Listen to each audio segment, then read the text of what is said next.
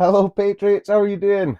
It's Monday. It's still minging here in the northeast of Scotland. Hopefully, you've got a bit nicer weather. It's rumoured that it's going to snow, but I doubt it's going to snow. There's just so much flooding here, and the roads are an absolute nightmare because of it. Every single day, there seems to be more cars bursting their tyres, trashing their bumpers and their shocks and their suspension. Um, and this is after Aberdeenshire Council pocketing 1.6 million from housing these asylum seekers, and that was September 2025. They'd made by September 2025 they made 1.6 million. So they've probably made a few more pounds since then. You know what I'm saying? But my arc is continuing. My political arc continues to roll, shall we say? So went from CivNat when I was in the military, and then I left the military, and joined Reform. But a couple of weeks after joining Reform, Zia Youssef was put the chairman, and I was like, I'm not being a part of a party that's run by a Muslim. It's just the way it is. We're a British nation. It's not about being Islamophobic or nothing like that, because I believe that our people should be governed by our people. Simple. But yeah, so left Reform and then went on my journey, met with really top people from like from the National Housing Party and stuff like that. But I found my home in Real Nationalism with the Homeland Party. So went from CivNat to Real Nationalist to activist, and now I'm a branch organiser for the northeast of Scotland. So come on, boys. But I will, because the reason I've started with that is because I'm going to talk about Homeland's new policy, the safeguarding of women and children. Because with everything that's going on in the world right now, everything that's coming out, about the grooming gangs, with the rape gang inquiry, the Epstein files, the Epstein ring, it's just showing like they all targeted white girls, but with all this going on, it's so important that there's parties out there that are going to stand for the women and children of our people, the most vulnerable among us. But before we go on to that, I mentioned the grooming gangs again there. And in 2000, this video is from 2008. And I think it's important for you to see this because it shows this isn't new that the establishment were well aware of what was going on. So I'll show you this. This is from 2008. In 2008, an 11-year-old girl came to the attention of the police after she disclosed that she and another child had been sexually abused by a group of adult males. Just a few weeks later, she was found in a derelict house with another child and a number of adult males. Yet she was arrested, 11 years of age, she was arrested for being drunk and disorderly, and none of the males were arrested. Has your force identified... So sorry, I'll pause it there. He's speaking about a case from 2008. Sorry, this video isn't from 2008, but this is still an old video. The police officers involved in that and found out what went on?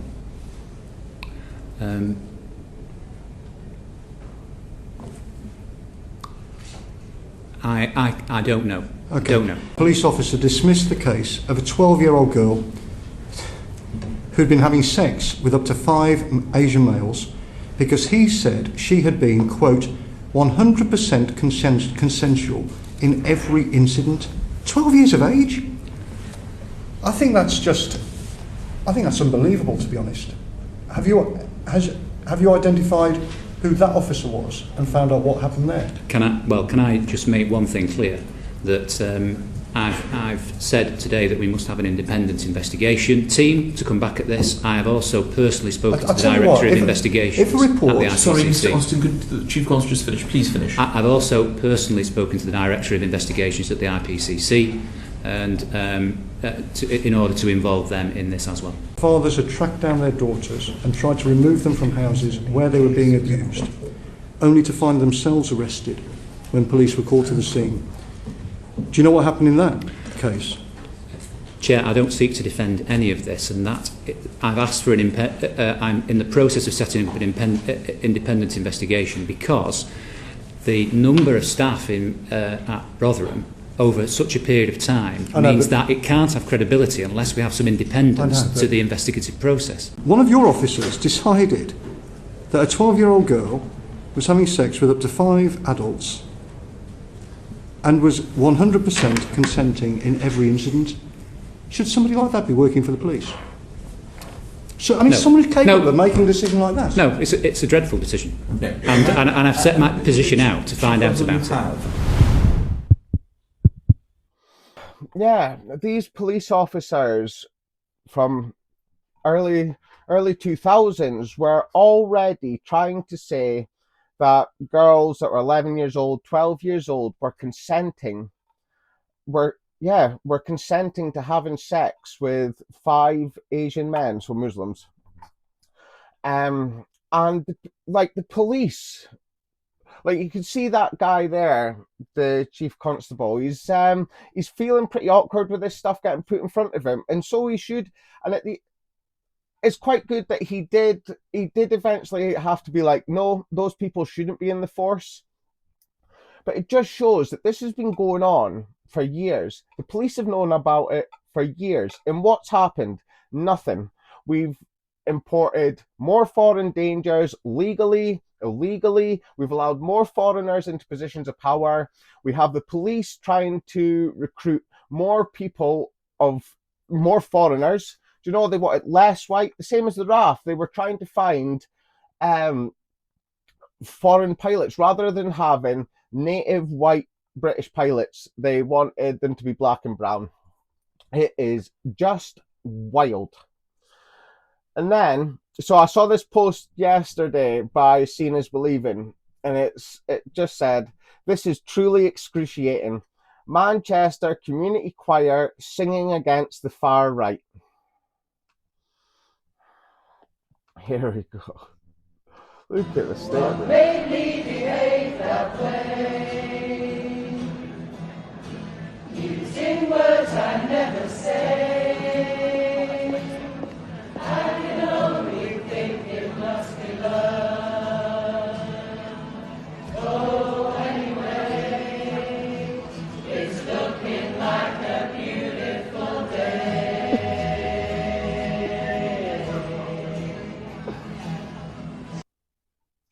Right, I shouldn't laugh because I'm not even going to doubt that at least one of them's that at least one of them believes that they can be the opposite sex from what they were born. But they're women singing, and there's women and girls that have been systematically groomed, drugged, raped, some of them murdered, some of them taking their own lives, but all of them scarred. And you've got these libtards that have never had someone approach them, someone's never tried to sexually abuse them.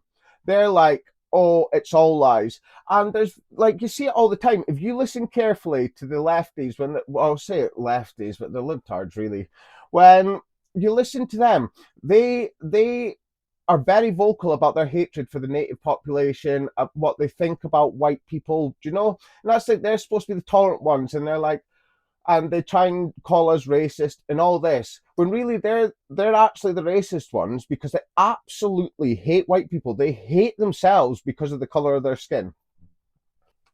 And then it leads to immigrants like this. If all immigrants disappeared from Europe overnight, here are 3 catastrophic things that would happen. Just some context, guys. I'm in Cologne, Germany. Number 1, the healthcare system is completely shut down. For example, in the UK, nearly a third of doctors and nurses are foreign born. Number 2, majority of restaurants and takeaways would just disappear. You know, for all the far right no-brainers, their favourite spots for food are most likely run by immigrants, and specifically Muslim immigrants. But then on top, truck drivers and HGV industry, majority of their workers are immigrants. So imagine what would happen to normal everyday food, let alone the takeaway and restaurant industry.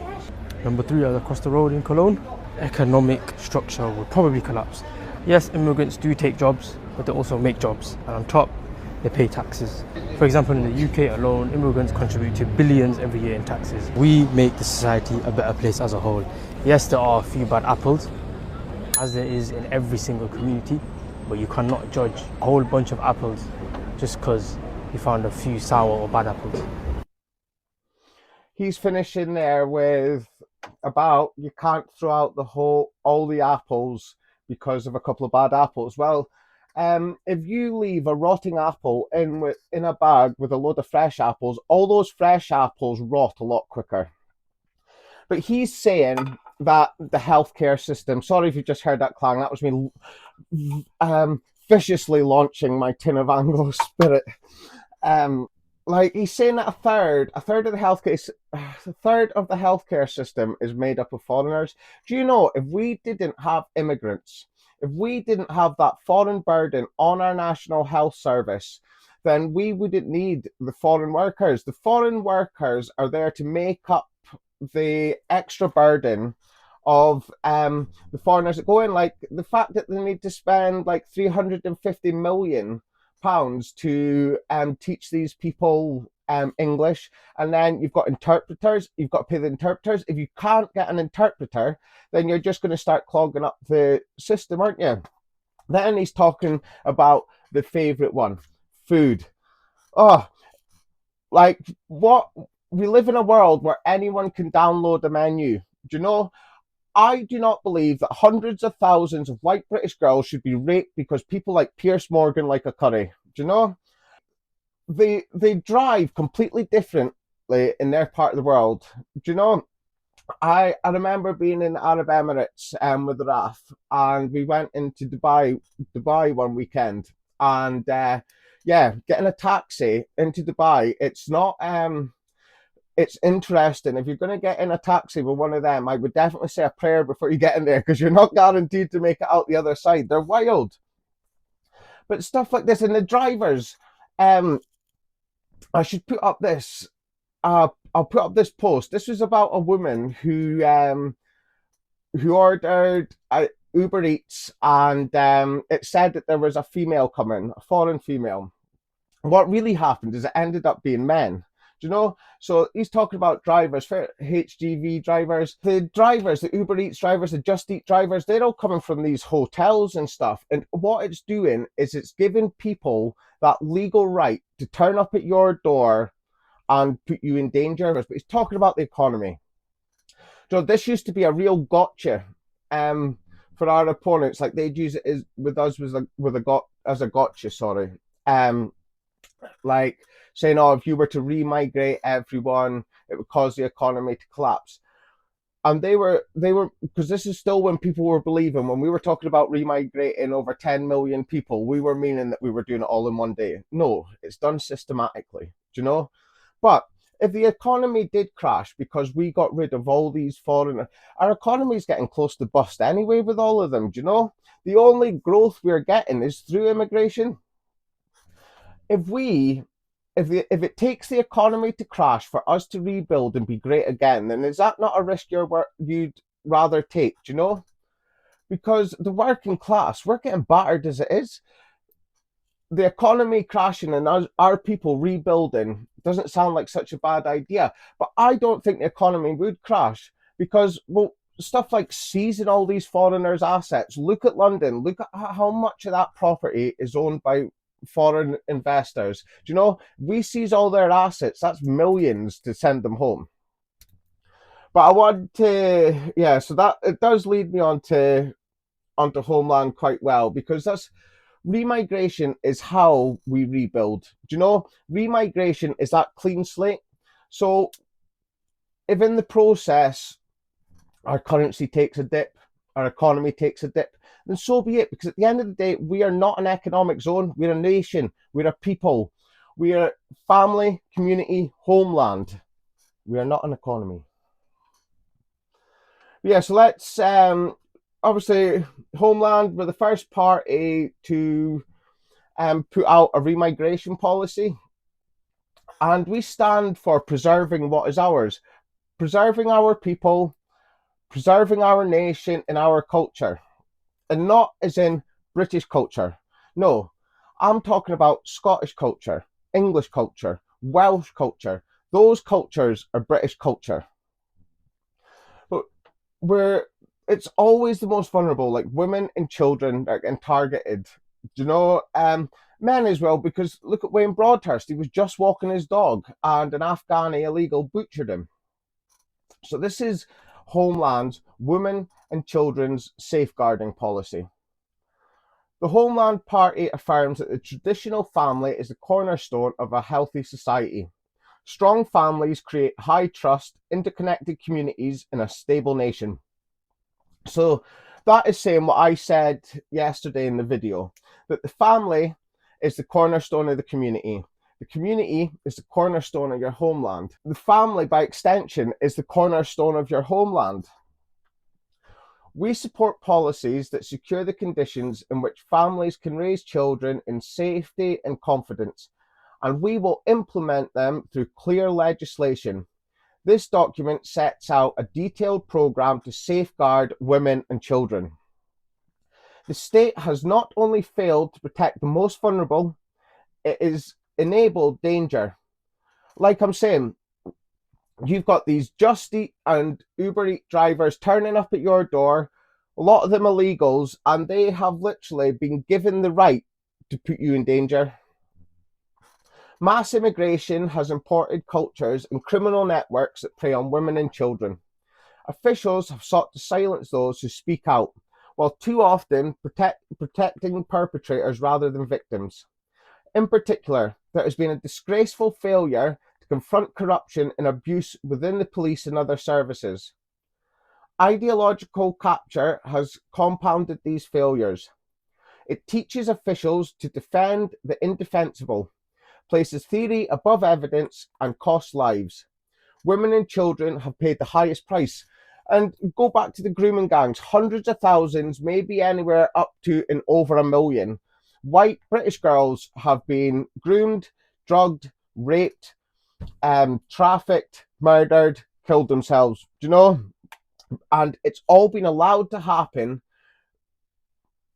And now look, the women who were girls are so scarred, but a lot of them are finally finding that confidence, finding that voice to come out and speak out. And that is also having this domino effect of more and more victims, more and more survivors, family members of survivors, family members of victims, family members of those that aren't here anymore are finding their confidence to come and speak out. The Homeland Party will reverse this. We will restore truth in public policy, place safeguarding above political fashion, and use the full force of the law to protect our people. So what that's saying is, even if it offends some people, we don't care. This policy is to protect our people, to protect women and children and the most vulnerable among us. And if this policy offends some foreigner, we honestly could not care any less. So, number one, immigration and violence against women.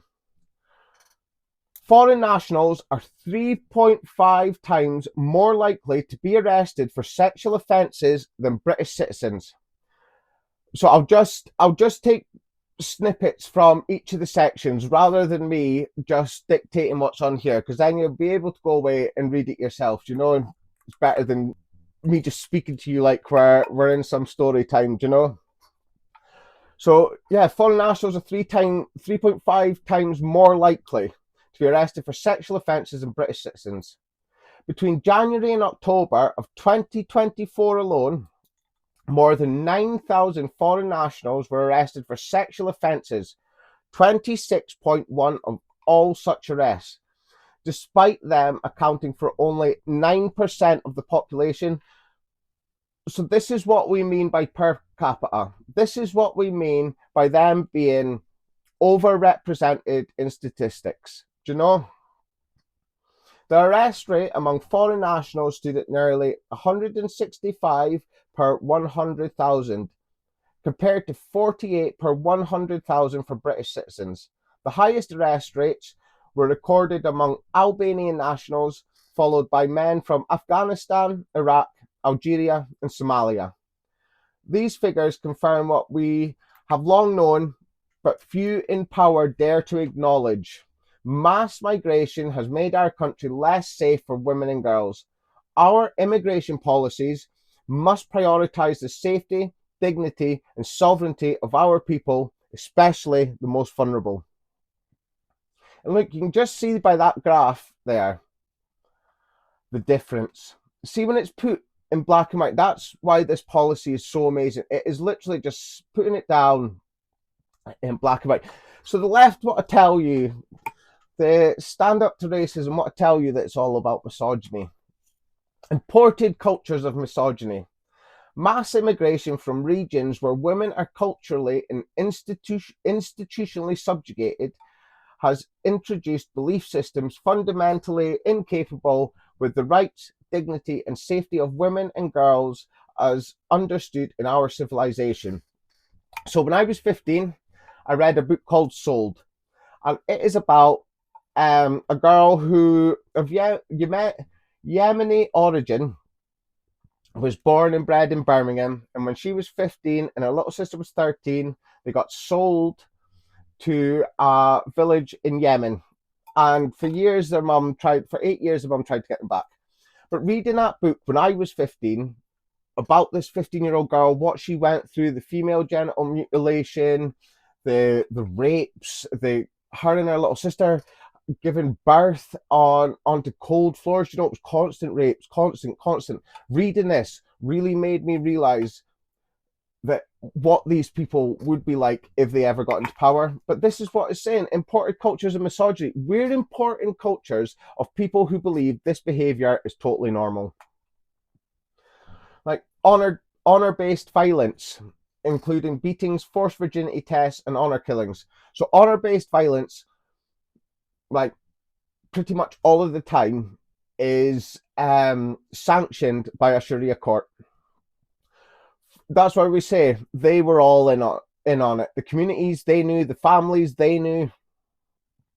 Forced marriage and child marriage. I don't even need to say anymore. Do you know, it's disgusting. It's absolutely disgusting. If you think it's acceptable for a child to be marrying an adult and then a child be giving birth to another child, there's a special place in hell for people like you. Oh, I have to read the remigration section. The Homeland Party recognises that many of the threats facing women and children stem from the presence of foreign population whose culture, attitudes towards them, and toward anyone outside their own group are fundamentally incapable with our own. Legal frameworks alone cannot correct imported norms that excuse violence, justify control, or deny female dignity. They simply don't care what our laws say. Like, that is so true. Look at how they behave. Look at how they hound women. Look at how they try and use stuff like Domino's Pizza to lure young girls into these hotels. As part of a broader strategy to protect our people, the Homeland Party will implement a targeted and lawful programme of remigration. This will prioritise the return of foreign nationals, dual nationals, and naturalised individuals who commit serious offences. Remigration is essential for dismantling the culture enclaves that give rise to the grooming gangs, forced marriages, FGM, harassment, and the systematic degradation of women and girls. It is a vital step towards rebuilding high-trust communities where women and children are safeguarded, not just by law, but by shared moral and cultural foundations. So that's what I'm meaning by the community being the cornerstone of your homeland. If we have strong community bonds, strong community ties, strong cultural ties with our own people, with our neighbours, with our neighbouring cities and towns and villages, do you know, we will look out for each other. That's what we mean by getting tribal. We don't mean going and being like BLM when they get tribal, do you know? We're meaning like looking out for each other, lifting up those that are struggling, being there for people, being a shoulder, being an ear. Do you know, sometimes that's all that people need. So 2, sex offenders and domestic abusers within the police force. So as we've seen time and time again, the police are allowing people in because they tick the DEI boxes. And then it turns out that they're a wild rapist. Do you know? Here's some examples here. The case of David Carrick, a former Met officer who admitted to more than 40 offences, including 20 rapes of 12 women over 2 decades, exposes the culture of silence and internal protectionism. Despite repeated warnings, he remained in uniform. A 2022-2023 refugee investigation found 1,124 cases of misconduct involving violence against women and girls across the 26 police forces in England and Wales, 429 for domestic abuse, 203 for sexual assault or misconduct, 63 for rape. Only 24% of those reported were suspended. Nearly half of the force's 75% plus of accused officers remained in post or on restricted duties. These are supposed to be the people that are like the peacekeepers on our streets. This is why we say, when people want to tell us that remigration can't happen because we've got DEI everywhere, we've got DEI in the military, we've got DEI in the police force. See, when you've got nationalists in charge, that's not going to be happening, mate. Do you know? All DEIs are going to be gone. All DEIs are going to be sent home. There will be no such thing as a DEI hire, and all DEI policies will be put in the bin.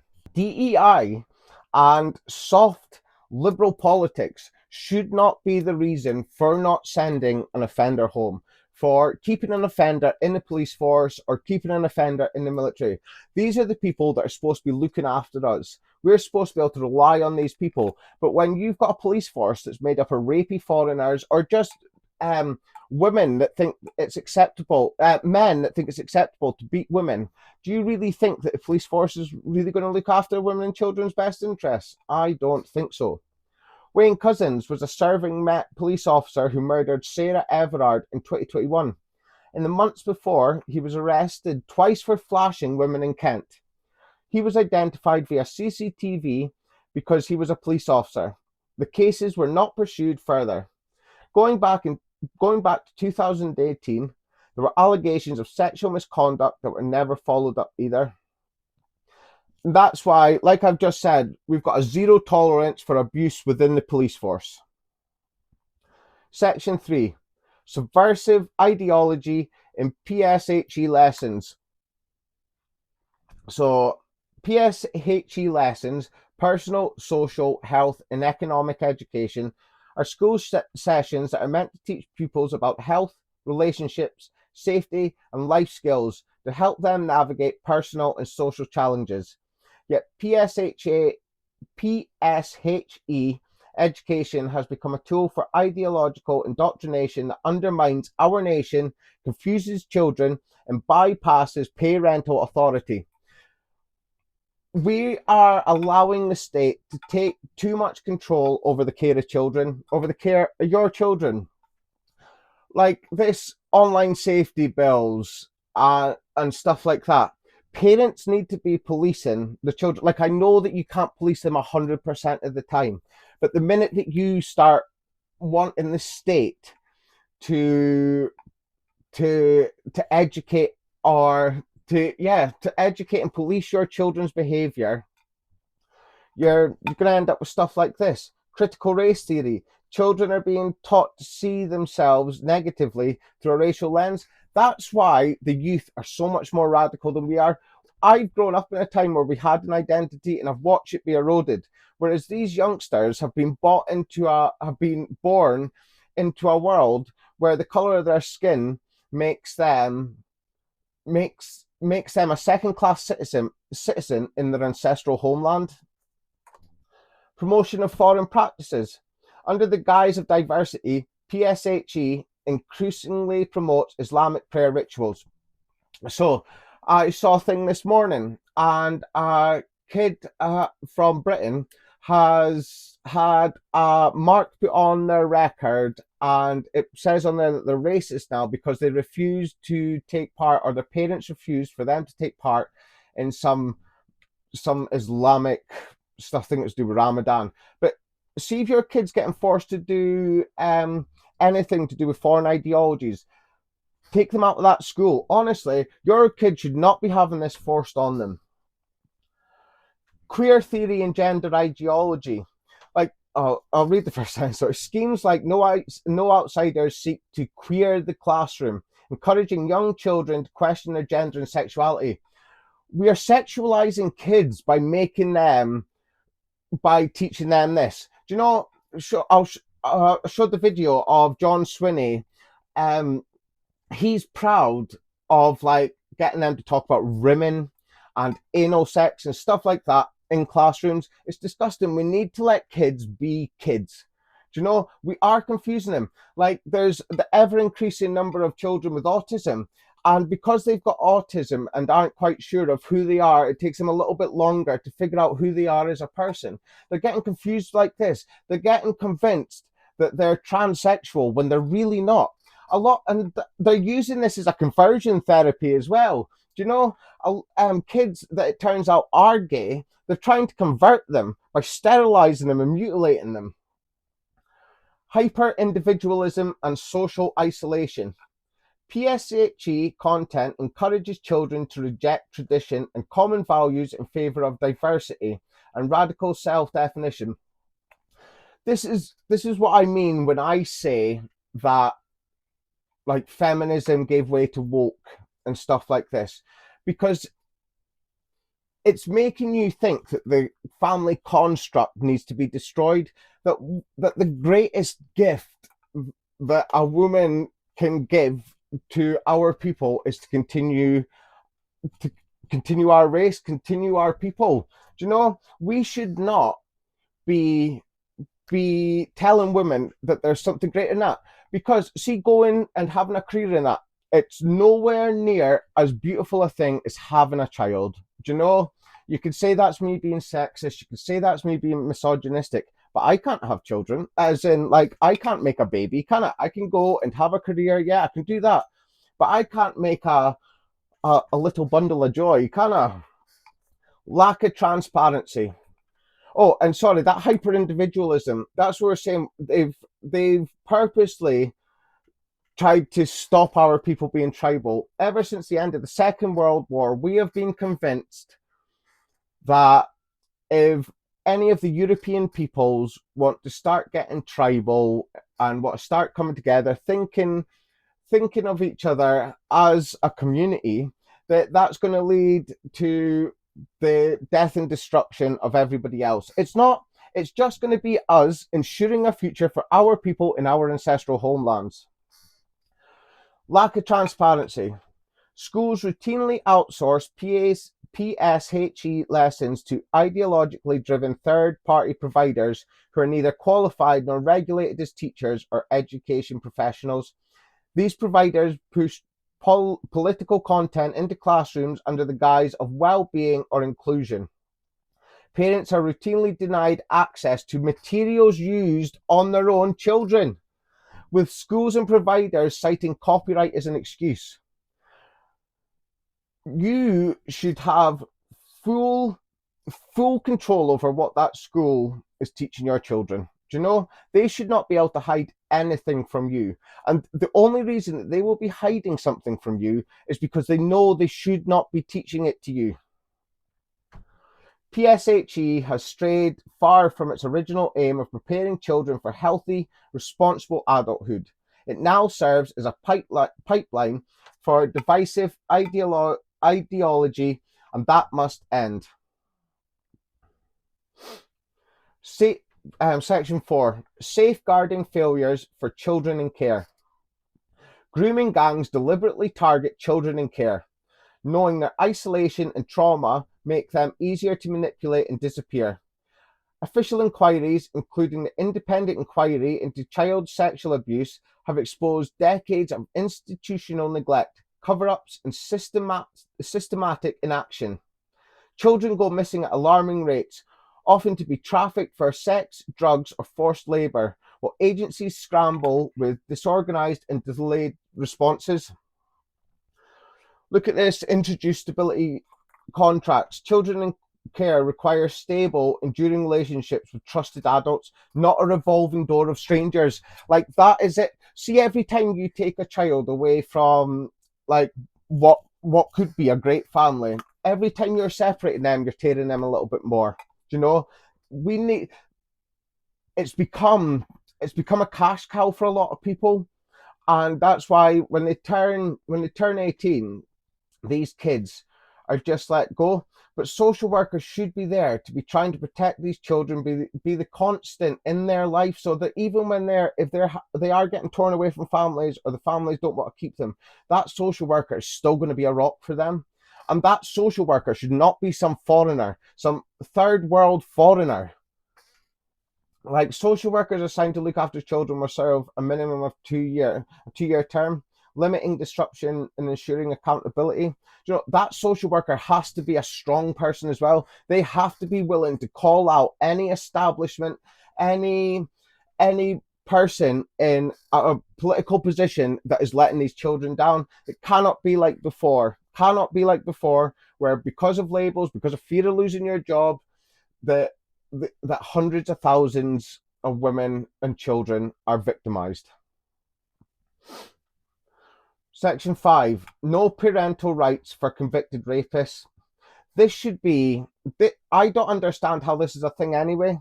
Do you know, like that Sammy Woodhouse, talked about her the other day, that's speaking in the rape gang inquiry.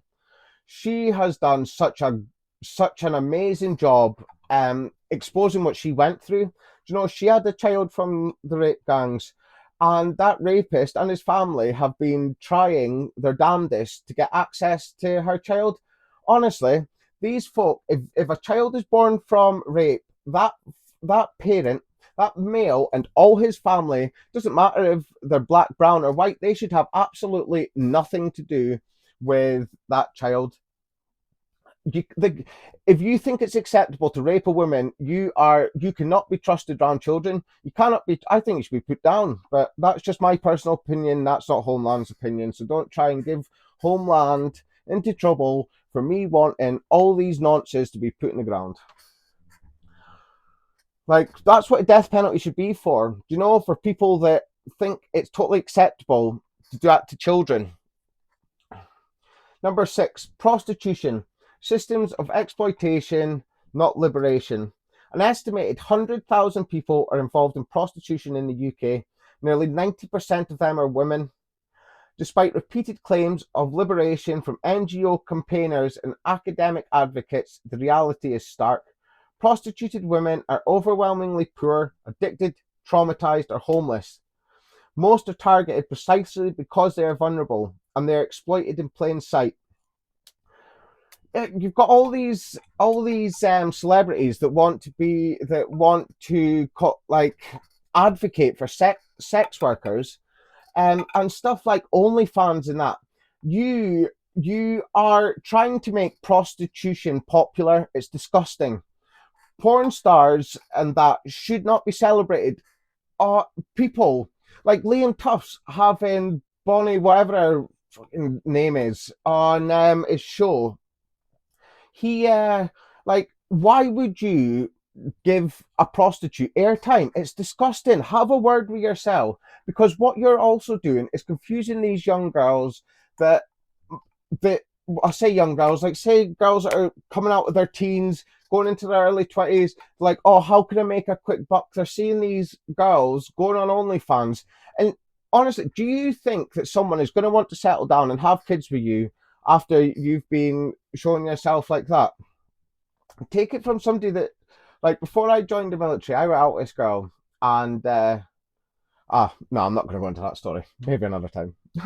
Number 7, just as I was saying, pornography, a cultural cancer and public health crisis.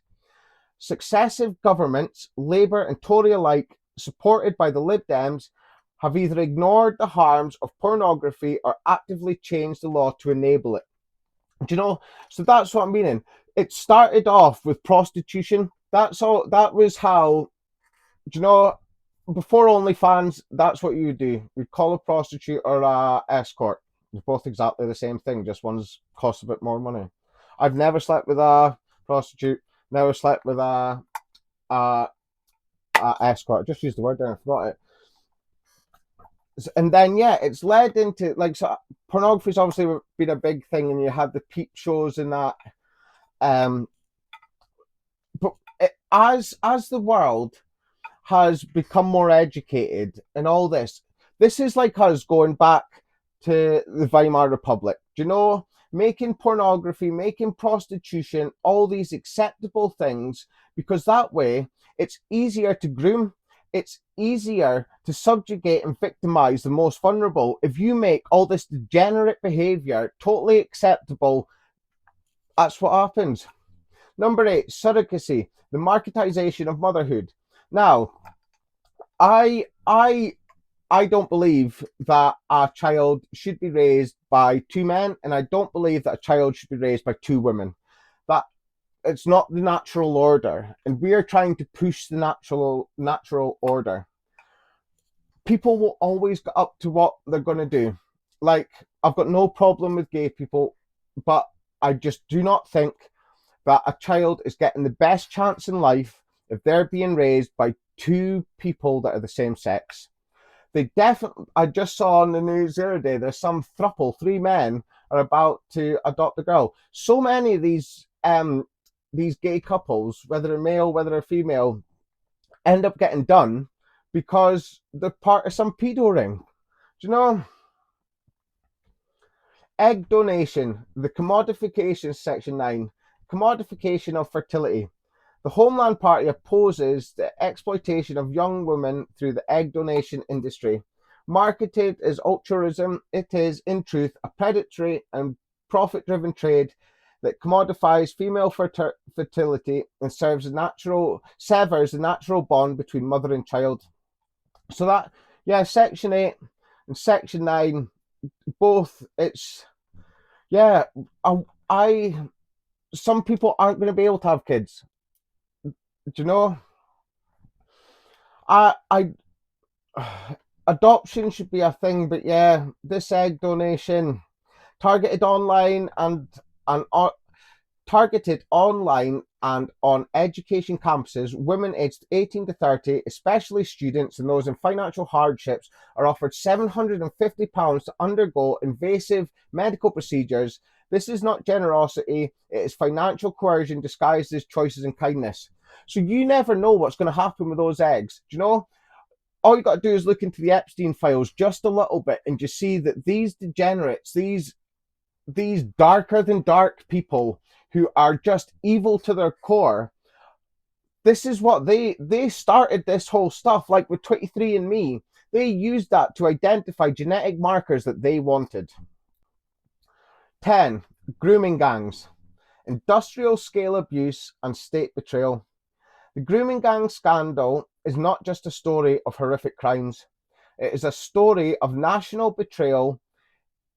In towns across the UK, Rotherham, Rochdale, Telford, Oxford, Glasgow and beyond, vulnerable white girls were systematically targeted by men of foreign origin, mainly Pakistani. These men raped, drugged, trafficked and terrorised them, often with the knowledge or complicity of the very institutions meant to protect them. This was not random violence. It was a form of inter-ethnic domination. Parallel culture treating white schoolgirls as sexual objects. Victims were selected precisely because they were white, poor and unprotected. This was industrialized abuse carried out in cars, takeaway shops, flats and parks. So put your mind back a few minutes ago when I showed you that video of the guy talking about the takeaways and stuff. Takeaway shops were one of their hubs for getting these girls, do you know? And for, like they're saying, selling them out of there. And see, if we got rid of every single kebab shop so that this wasn't able to happen again, would you be gutted? No, you wouldn't, because you'd feel safe. You'd feel safer for your children. But it was not journalists or government that first raised the alarm. It was nationalists, vilified, accused of racism, and suppressed by leading journalists who warned the public as early as the 1990s. That was the BNP when they tried to speak out about the grooming gangs in Keighley. And what did the system do? Rolled out Nigel Farage and UKIP. The abuse was allowed to continue. The cover-up became policy because people didn't want to be called racist. Everyone viewed the BNP as racist because they stood for our people and our ancestral homeland. They wanted white British girls to be able to go to school and live their life safely, and that wasn't happening because of this influx of foreigners. To this day, no full national inquiry has been held. Court transcripts remain sealed. Key data is suppressed or manipulated. The government and liberal press will continue to claim that group-based child sexual exploitation is not linked to ethnicity, despite overwhelming facts and evidence to the contrary. This is not oversight. It is Soviet-style denialism in defense of multicultural ideology. It is the betrayal of a generation of girls sacrificed to preserve a political fantasy. But the Homeland Party response, truth, justice and remigration, a full statutory national inquiry. The Home Office announced on 16th of June 2025 the creation of a statutory independent commissions on grooming gangs, tasked with coordinating targeted local investigations. We consider that remit inadequate. The government's own language uses the word local 5 times in terms of reference, while failing even once to mention central government. Do you know, and that's why it's so important, because so many of these people in high trust positions, so many of the Labour Party and Conservatives and Lib Dems are up to their necks in this. And that's why they just wanted to stay local. All these higher ups in the police force wanted to stay local because they allowed it to happen. Honestly, see, when this fully comes out, the floodgates, you think that people are radical now. Just wait till they know the truth, the full extent of what was allowed to happen. 11. County lines and the criminal exploitation. County lines drug trafficking is now one of the most brutal forms of modern slavery. Urban gangs, many foreign-led, push drugs into rural and coastal towns using mobile phone deadlines, and children groomed as couriers. See, we just want women and children to feel safe. Do you know, there's an ever-increasing number of women who say they do not feel safe walking in their city centre. And like, you've got families being torn apart, you've got ever-increasing number of children getting pulled into stuff like this, and a lot of it is through foreigners. And then you've got cuckooing as well, which is where they'll find a vulnerable disabled person and they'll go and they'll either convince them or force them into using their house as a safe house. There needs to be long sentences for child exploitation, deportation of foreign gang members, national county lines intelligence hubs, cuckooing is criminal exploitation, protective technology orders, and end the criminalisation of exploited children. 12. Culture and faith-based genital mutilation. The fact that there's still people defending FGM, fair enough, they're most of them are Africans, but for you to be defending FGM in today's world, are you super serial, bro? Do you know, because it is absolutely disgusting, the trauma and torture these people go through. You've even got male genital mutilation. Do you know, children shouldn't be getting circumcised. Fair enough if later on in life you have to get a medical procedure because you damage your foreskin or your banjo string, but you shouldn't be doing it to a child. That's traumatizing a child at birth. It's just, yeah, do you know, we've got the tables there. 13. Women's prison reform. Because if you've not seen, there's the SNP are trying their damnedest not to put men who think they're women back in male prisons. And what that's doing is it's victimizing the female prisoners. Why should that male prisoner's feelings trump the safety of the actual females? It's disgusting. 14. Self-defense. Women and girls in the UK face rising levels of violence, but are denied the legal means to protect themselves. Like, why import all these foreign cultures and not allow women to carry mace and stuff like this? Do you know? The law actively punishes women and girls who attempt to defend themselves. Pepper spray, a basic tool for self-defense, is banned under Section 5 of Firearms Act, of the Firearms Act 1968.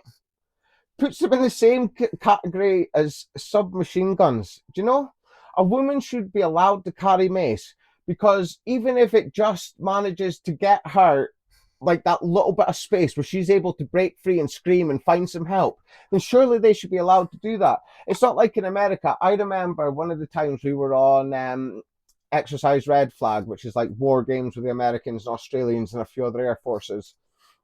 We were in Vegas, and I was waiting to go into the lift to go up the Ghost Bar, and there was a lady in front of me. Security checks her bag, and he's like, "Oh, you'll have to go and check that knife and that safety knife," or whatever he called it, like protection knife. You have to go and check that in behind the main desk. And I was like, what a different world we live in. So I spoke to the lady upstairs. I said, "Oh, back in Scotland, in Britain, we'd you go prison for that." And she was like, "This is Vegas, do you know?" Like, she didn't feel safe to walk the streets without some form of protection. And that's pretty much the way our streets are going. It's like every day, every week, every month, there is something going on. There's women being victimized, there's children being victimized, and all the government does, like, look at that girl that was beaten and raped, and she got into more trouble for calling the guy F at sign GG over the top. You know what I'm saying? Trying to make sure that that YouTube doesn't freak out. So hopefully I've spelt that in a way that you can what I'm talking about. Women should be able to protect themselves. Do you know what we're doing is making them more vulnerable? We're bringing in cultures that are making them more vulnerable, putting them in more danger, and we're just supposed to accept it. Men are supposed to accept it, because if we try and stand up for the women, we try and stand up for the children, they'll use labels against us. Ooh, that's why these labels must start meaning nothing to you. If you are too afraid to be called racist, if you're too afraid to be called Islamophobic, if you're too afraid to be called anti-Semitic or xenophobic or transphobic or any of these things, you will never be able to save our people.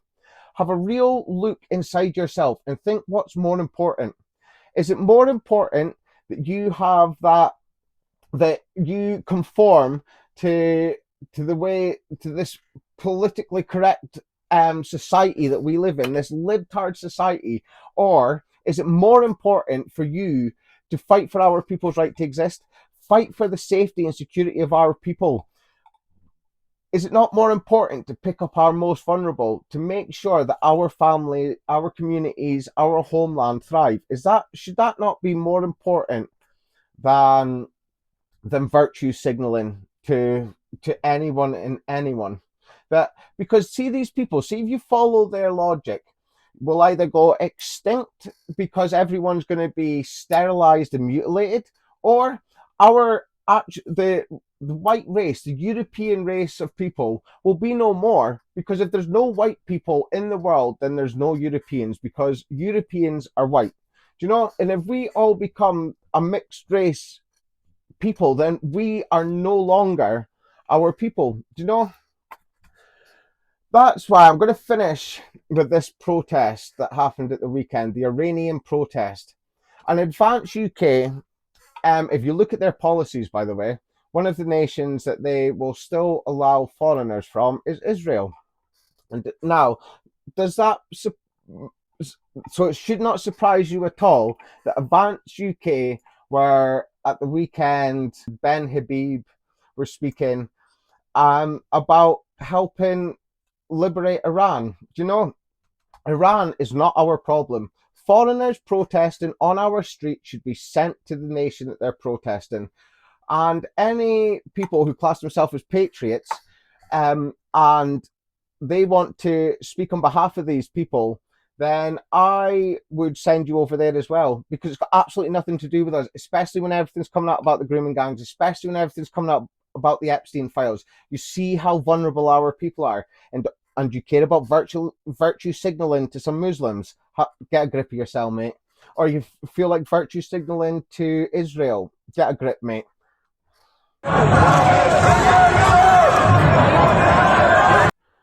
Right, so we're 4 seconds in, and we've already seen Iran flags and Israel flags. Still going.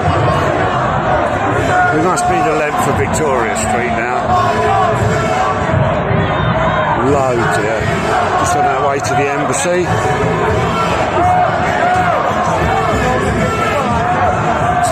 Still loads walking down.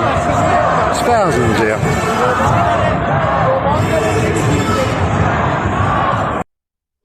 I would deport every single one of those foreigners that are there, because they don't care about our people. They're not putting our interests first. They only care about themselves and some foreign nation.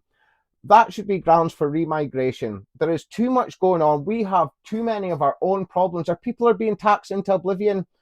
You know, Labour's having to do all these U-turns because of the backlash they're facing, but it's not been soon enough. Farmers have still killed themselves. Bars have still gone into bar industries, still falling away. You know, children are still being victimized. Men are being stabbed in the streets. Women being raped. You know, and all the while you've got people like Ben Habib, Advance UK, Reform UK, and all they want to do is virtue signal to foreigners. Whether they're Muslims, whether they're Jews, it does not matter. They're not our people because they don't have our best interests at heart. The Epstein ring, the grooming gangs, both targeted white girls. The Ergun, Jewish terrorists, and all the Islamic terrorist groups that have attacked our people, our personnel. Their terrorist groups attacked our people. And you cannot speak out against Muslims without Muslims calling you a Zionist. And you cannot speak out against Jewish people without saying that you're doing the Muslims' work for them. Well, how about we send you both back to where you're supposed to be from, and then we don't have to listen to you two fighting it out on our streets anymore. It sounds so simple when I say it like that, you know? Remigration sorts so many of our problems. It removes so much burden from our people and allows us to be able to look after those who need looking after, those who are struggling a bit. Yeah, it's just, something needs to happen. And the way that our nation's going at the moment, you know, there was the protest yesterday, and like down at Warwick, and you see the videos. The police are allowing the left to cattle our people, and the police do it for them. It happened to us when we were in Falkirk. Like, we'd been in Falkirk less than an hour, and we got kettled in by the police. They absolutely hate our people. They hate the movement. And why do they hate it? Because we are trying to stand up for our people. You know, we need to start looking out for each other, people. You know, we really do, because nobody is coming to save us. The police actively work against us. The system works against us.